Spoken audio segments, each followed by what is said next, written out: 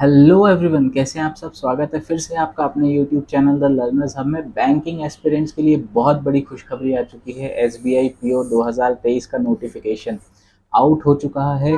जो बच्चे बहुत समय से तैयारी कर रहे थे और बहुत पूछ रहे थे कि एसबीआई पीओ का नोटिफिकेशन कब आएगा, तो उनका अब उनकी प्रतीक्षा कम हुई है और एसबीआई पीओ का नोटिफिकेशन आउट हो चुका है। तो इस वीडियो में हम जानेंगे कि एग्ज़ाम का पैटर्न क्या होता है और एप्लीकेशंस कब से स्टार्ट होंगी, एज लिमिट, एलिजिबिलिटी क्राइटेरिया क्या होगा, है ना। मैं आपको यहाँ पे एक अनाउंसमेंट भी कर देता हूँ कि मैं डिस्क्रिप्शन में एक टोटली फ्री मॉक, अगर आपको पैटर्न तो मैं इस वीडियो के द्वारा आपको बता दूंगा, लेकिन आपको देखना है कि लेवल कैसा आता है ना। तो लेवल के लिए आप हम मैं जो आपको लिंक डालूंगा डिस्क्रिप्शन में, आप उस पर क्लिक करके, हमारी वेबसाइट है e-learnershub.in, है ना। आप ऐप भी द लर्नर्स हब ऐप भी डाउनलोड कर सकते हैं। उसमें आपको ये वाला लोगो मिलेगा, तो आप उसमें जाके S B I P O का फ्री मॉक भी लगा सकते हैं। सेक्शनल भी मॉक बहुत सारे हैं, मतलब इंग्लिश में, और फिर चैप्टर वाइज भी बहुत सारे फ्री मॉक हैं। तो इस मौके का ज़रूर फ़ायदा उठाएं। अभी चीज़ें नई नई हैं, मैंने बहुत सारी चीज़ें फ्री ऑफ कॉस्ट रखी, टोटली फ्री ऑफ कॉस्ट। बस आपको अपने आप को रजिस्टर करना है। रजिस्ट्रेशन भी बिल्कुल फ्री है। रजिस्टर करके आप जितने भी फ्री मॉक हैं या क्विजेज फ्री हैं वो आप जाके अटेम्प्ट कर सकते हैं। आपको बहुत मज़ा आएगा, ठीक है। तो चलिए ज़्यादा देर ना करते हुए डायरेक्ट इस वीडियो के टॉपिक पे आते हैं और देखते हैं कि भैया हमारा टेंटेटिव शेड्यूल क्या है। तो 7 तारीख से 27 तारीख तक हमारे ऑनलाइन एप्लीकेशन भरना चालू हो जाएगा, मतलब फॉर्म भरना हमारा चालू हो जाएगा। फीस की भी डेट वही रहेगी, 7 तारीख से 27 तारीख। अगर मैं प्रीलिम्स की बात करूं तो प्रीलिम्स हमारा नवंबर 2023 में होगा। अभी यहाँ पे डेट कंफर्म नहीं है, ठीक है, डेट कंफर्म नहीं है। मेंस एग्ज़ाम हमारा दिसंबर से जनवरी में होगा और हमारा फेज़ 3 मतलब साइकोमेट्रिक टेस्ट, इंटरव्यू और ग्रुप एक्सरसाइज हमारा होगा जनवरी या फरवरी में। रिजल्ट भैया हमारा यहाँ पे फरवरी और मार्च में आ जाएगा। अप्रैल तक हमारी ज्वाइनिंग आ जाएगी अगर हमने सारे फेजेस को क्लियर करते चला तो, है ना। अप्रैल 2024 तक हमारी ज्वाइनिंग आ जाएगी। तो कुल मिला के 6 से 7 महीने की पूरी प्रोसेस होती है। बैंक एग्ज़ाम की सबसे ख़ास बात यही है कि 6 से 7 महीने में अगर आप सारे फेजेस को क्लियर करते हैं तो आपके हाथ में ज्वाइनिंग दे देता है, ठीक है। हम सैलरी की भी बात करेंगे इस वीडियो में, तो वीडियो के अंत तक ज़रूर बने रहिएगा, बहुत मज़ा आने वाला है। आप सब S B I P O से रिलेटेड आपके मन में जितनी भी क्वेरीज होंगी उन सारी क्वेरीज को हम इस वीडियो के द्वारा एड्रेस करने की कोशिश करेंगे। देखा जाए तो अभी हमारे पास प्रीलिम्स में 2 महीने हैं, तो 2 महीने में आप अपनी तैयारी को और तगड़ा कर दीजिए। जितने मॉक हो सकते हैं उतने मॉक लगाइए और अपना स्कोर जितना इम्प्रूव कर सकते हैं उतना इम्प्रूव करिए, ठीक है। आगे बढ़ते हैं। अगर वैकेंसीज़ की बात करूं तो वैकेंसीज़ हमारी कितनी है, 2000 वैकेंसीज़ है ना, 2000 वैकेंसीज़ हैं। फिर अगर मैं सिलेक्शन प्रोसेस की बात करूं तो भैया देखो, सबसे पहला स्टेज होता है प्रीलिम्स का, ठीक। इसमें क्या आता है, 100 सवाल आते हैं, ठीक है। 30 इंग्लिश के, 30 मैथ्स के और 30 35 के, टोटल मार्क्स 100 रहता है। और ये रहता है सेक्शनल टाइम, मतलब आपको पहले 20 मिनट के लिए इंग्लिश आएगा, फिर 20 मिनट के लिए एप्टीट्यूड आएगा, फिर 20 मिनट के लिए रीजनिंग आएगा। ज़रूरी नहीं कि इसी ऑर्डर में आए, कुछ भी ऑर्डर में आ सकता है, लेकिन 20-20 मिनट के आपको सेक्शनल टाइमिंग में आपको एक एक सेक्शन मिलेगा। आप सेक्शंस को स्विच नहीं कर सकते, मतलब 20 मिनट का जब टाइमर चल रहा है तो आप सिर्फ इंग्लिश वाला ही दे सकते हैं, अगर इंग्लिश वाला टैब खुला है तो, ठीक। फिर आप नेक्स्ट उसमें जा सकते हैं, ठीक। अब ध्यान देने वाली बात है, इस एग्ज़ाम में जो भी टोटल वैकेंसीज होंगी कैटेगरी वाइज, उसका 10 गुना लोगों को मेंस एग्जाम के लिए बुलाया जाएगा, है ना। यहाँ लिखा है ना 10 टाइम्स, 10 टाइम्स, तो 10 गुना लोगों को मेंस एग्जाम में बुलाया जाएगा। मेंस का पैटर्न क्या होता है, मेंस का भी ऑब्जेक्टिव पैटर्न होता है। इसमें बेसिकली 3 घंटे के ये सारे टेस्ट होते हैं, जिसमें 50 मिनट, 45 मिनट और ये आपके टाइमिंग्स होते हैं, और ये आपके सब्जेक्ट्स होते हैं, reasoning, computer, D I, general awareness और इंग्लिश, ठीक है। इसके बाद जैसे ही ये 3 घंटा खत्म होता है तो आपके सामने तुरंत एक डिस्क्रिप्टिव पेपर खुलता है आधे 50 मिनट के लिए, और सॉरी आधे घंटे के लिए, जिसका मार्क्स रहता है 50, जिसमें आपको एक लेटर और एक ऐसे लिखना पड़ता है, ठीक है। तो टोटल आपका जो फेज 2 हो जाता है वो कितने का हो जाता है, 250 मार्क्स का हो जाता है। ये बात सबको समझ में आई। चलिए आगे बढ़ते हैं।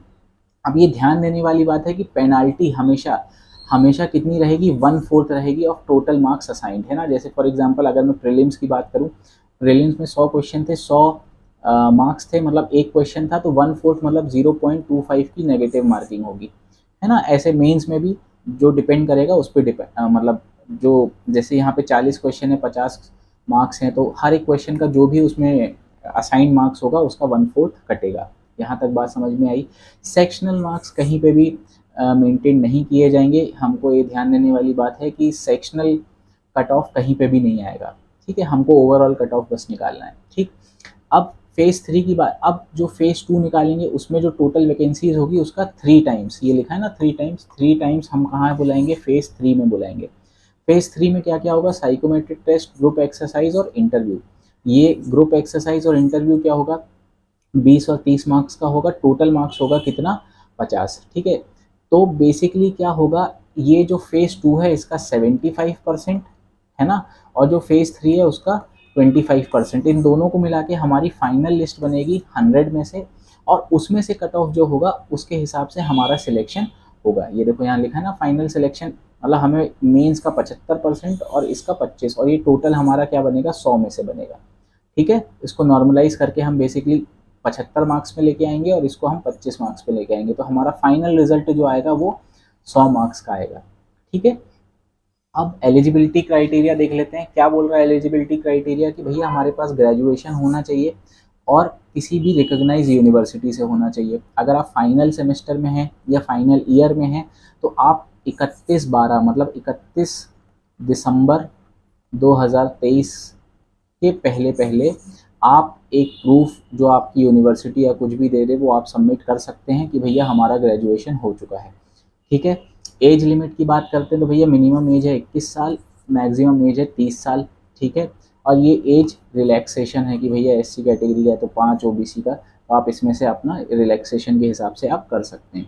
अब देखते हैं कि भैया सबसे इम्पोर्टेंट बात जिसके लिए हर बच्चा तैयारी करता है कि सैलरी कितनी आएगी, ठीक है। तो आपको बेसिक पे कितना मिलता है, 41,960 का। तो मैं यहाँ पे आपको ग्रॉस बता देता हूँ। ग्रॉस आपकी सैलरी जो रहेगी वो अप्रॉक्सीमेटली 70,000 के आसपास बनेगी। कट पिट के आपके हाथ पे नेट सैलरी जो आएगी वो 60,000 आएगी, ठीक। तो भैया 60,000 शुरुआत के हिसाब से बहुत अच्छा अमाउंट है, बहुत शानदार अमाउंट है। और इसमें आप मतलब एक बेरोजगार जब जाके सीधा 60,000 कमाने लगते हैं तो उसकी मतलब कॉन्फिडेंस लेवल और बहुत सारी चीज़ें लाइफस्टाइल में चेंजेस बहुत आता है ना। प्लस आपको एक बहुत ही अच्छे इंस्टीट्यूट, एसबीआई जैसे इंस्टीट्यूट जो इंडिया का सबसे बड़ा बैंक भी है ना, उसमें आपको काम करने का मौका मिल रहा है। तो आप अब अपनी तैयारी ये 2 महीने के लिए सारा सब कुछ भूल जाइए, कोई एंटरटेनमेंट नहीं, कुछ नहीं, सीधा पढ़ाई करिए, ज़्यादा से ज़्यादा मॉक दीजिए, अपना स्कोर बढ़ाइए, ठीक है। एक बार नंबर ऑफ चांसेस भी देख लेते हैं। नंबर ऑफ चांसेस क्या है कि भैया जनरल वाला कितने दे सकता है, 4, जनरल वाला with disability 7, OBC 7, OBC with disability और एससी एसटी नो रिस्ट्रिक्शन। यहाँ पे समझने वाली बात यह है कि चांस किसे कहेंगे।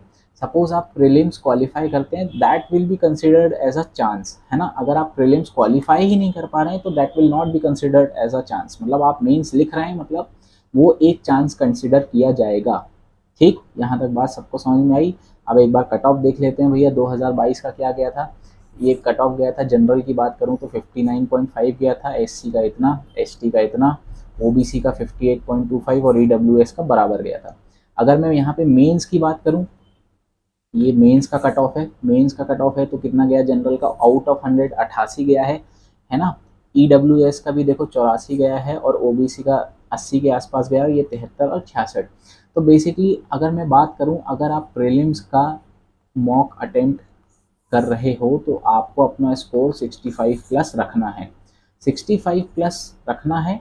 और आपको एक चीज़ देखना है कि आपका मॉक इररिस्पेक्टिव ऑफ कोई भी मॉक हमारा दे रहे हो या ऑलिव बोर्ड का दे रहे हो या टेक्स्ट बुक का दे रहे हो, आपका परसेंटाइल कितना आना चाहिए, 90 परसेंटाइल के ऊपर आना चाहिए। 90 परसेंटाइल मतलब जो भी आपके जितनों भी बच्चे दिया उसमें जिसने टॉप किया है उसको 100% मान के जो आपका स्कोर है वो 90 परसेंटाइल के ऊपर आना चाहिए। ये बात सबको समझ में आई।